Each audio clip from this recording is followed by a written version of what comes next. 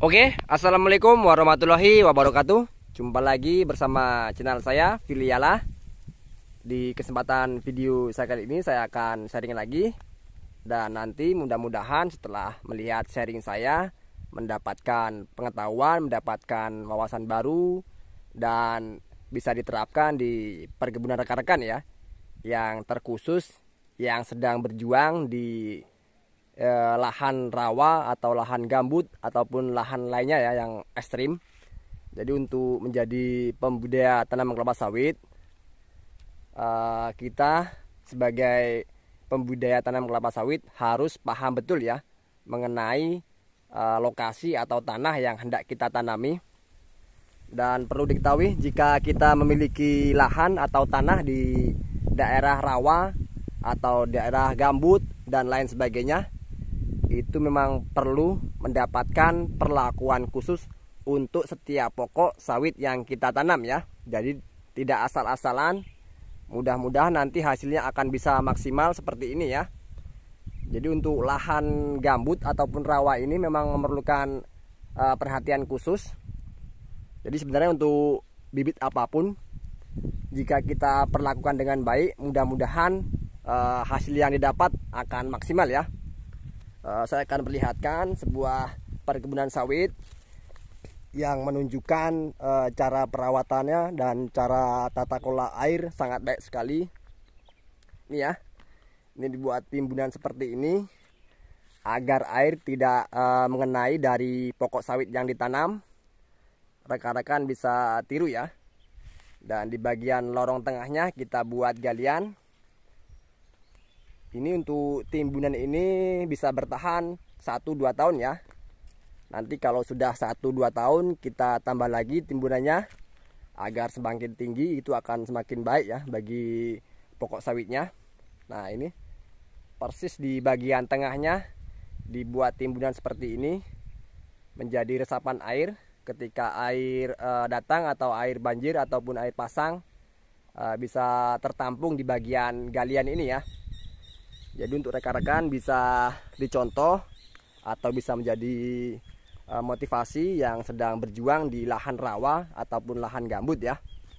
Seperti ini keadaan perkebunannya yang bagus. Jadi dibuat timbunan atau tapak kuda seperti ini ya, agar air tidak mengenai dari pokok sawitnya. Jadi untuk masalah bibit ya, bibit ini ada yang bilang jika tanam di lahan gambut ataupun rawa bagus dari dumpi ataupun dari topas, dari sapindo. Sebenarnya untuk jenis bibit yang kita hendak tanam ini di lahan gambut ataupun lahan rawa, bibit yang tadi saya sebutkan, jika kita tidak bisa buat seperti ini, itu hasilnya juga akan sia-sia ya. Karena seperti yang saya katakan tadi, di lahan gambut ataupun lahan rawa, bibit yang kita tanam harus mendapatkan perlakuan khusus ya. Contohnya seperti ini, lahannya kita buat galian, kemudian tapak kuda seperti ini atau timbunan seperti ini atau galian yang untuk menjaga performa dari pokok sawitnya agar tidak terkena air ya.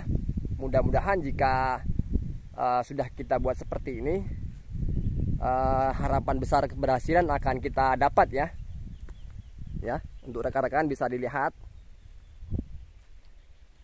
Ini sebuah perkebunan sawit dengan tata kelola yang sangat baik sekali. Ada pengairan yang bagus, ada timbunan yang bagus.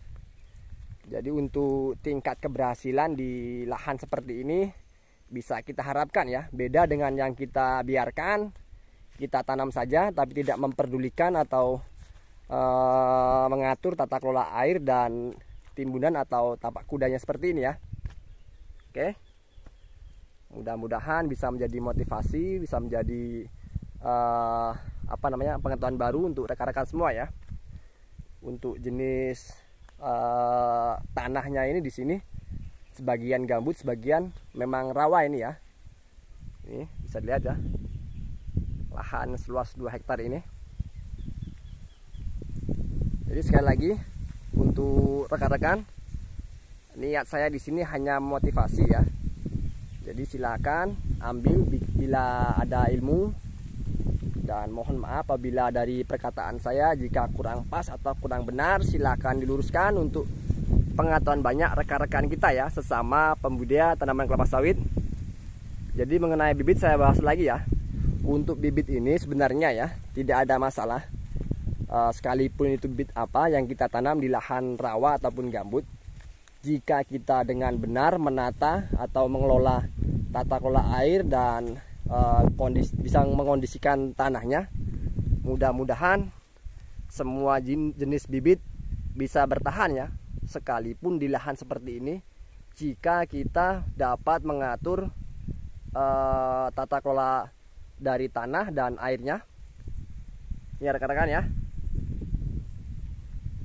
Jadi ada yang bilang di lahan gambut, di lahan rawa itu dumpi dari PPKS bagus, dari yang ngambil 239 juga bagus, dari Safindo juga bagus, dari Topaz juga bagus.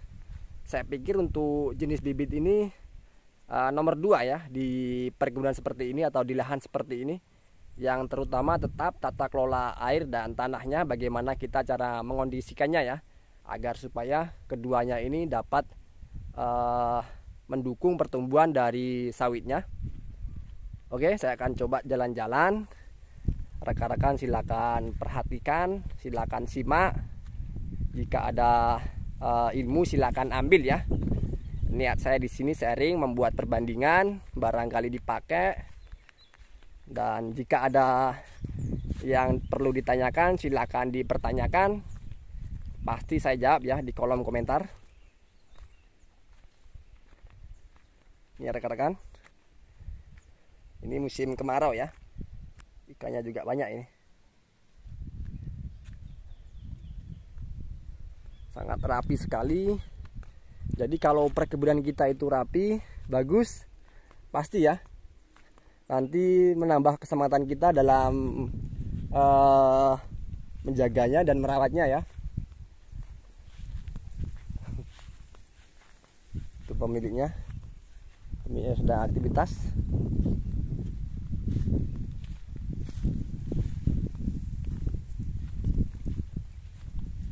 Pak, numpang video.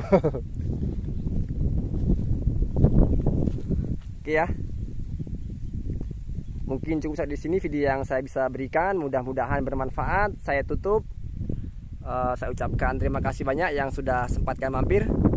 Assalamualaikum warahmatullahi wabarakatuh.